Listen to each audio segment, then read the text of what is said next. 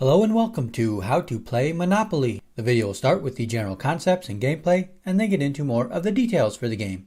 The game is played with 2 to 8 players. The board is set up by stacking the chance and community chest cards on the board in the spaces provided. Each player selects a token to move around the board. Each token starts on the go space. Each player receives $1,500 to start the game.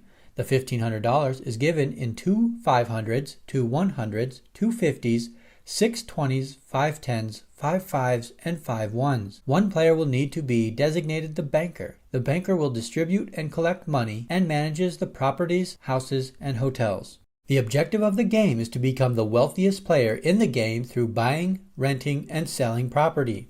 On each player's turn, the 2 dice are rolled and the player's token moves the space equal to the value rolled. Player 1 rolls a 9 and moves 9 spaces. Based on the spaces landed on, an action will be taken. Player 1 lands on a property space for Connecticut Avenue. Player 1 has the option to buy the property for the price listed on the space, $120. Player 1 decides to buy the property. Player 2 rolls next and rolls a 9. Player 2 moves and lands on Player 1's property. When a player lands on another player's property, the player must pay the owner rent. The rent amount is listed on the property card. Player 2 pays Player 1 $8. Player 3 rolls a 7 next and moves 7 spaces. Player 3 lands on a chance space and draws a chance card. The card reads, "Bank pays you a dividend of $50. The bank pays Player 3 $50. Players continue to take turns rolling and moving their tokens, then taking the necessary action depending on the space landed on. Most spaces represent a property. When landed on, the player has the option to purchase the property from the bank. A property's price is listed on the bottom of the space. A player may land on a chance space and will draw a chance card.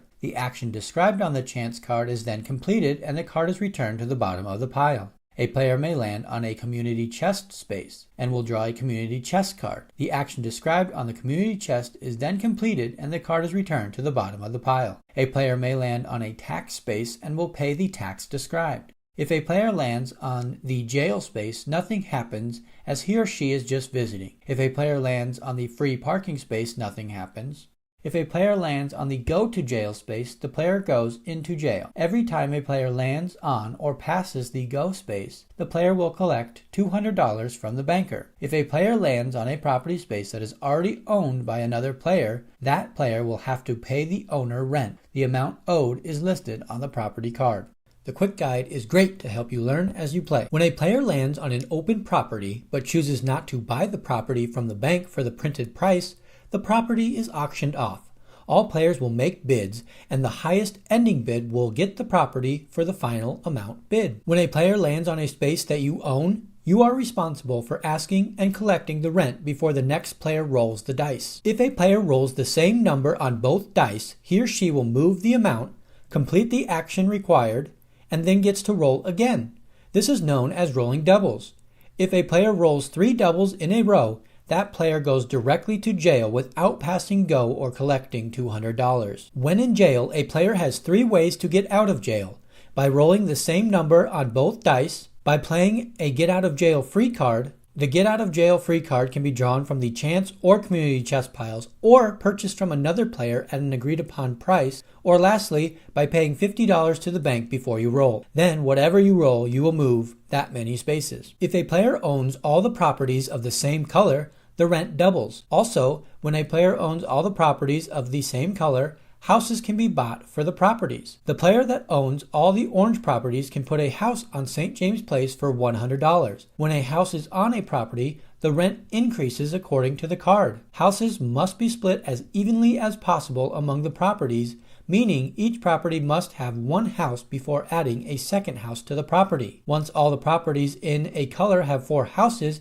a hotel can be purchased. This again raises the rent for other players that land on this property. The money spent on houses and hotels is paid to the bank. The bank may run out of houses and hotels to sell. In this case, all players will have to wait for a house or hotel to be sold back to the bank before buying one. When needed, a player can sell hotels and houses back to the bank for half the price paid for them.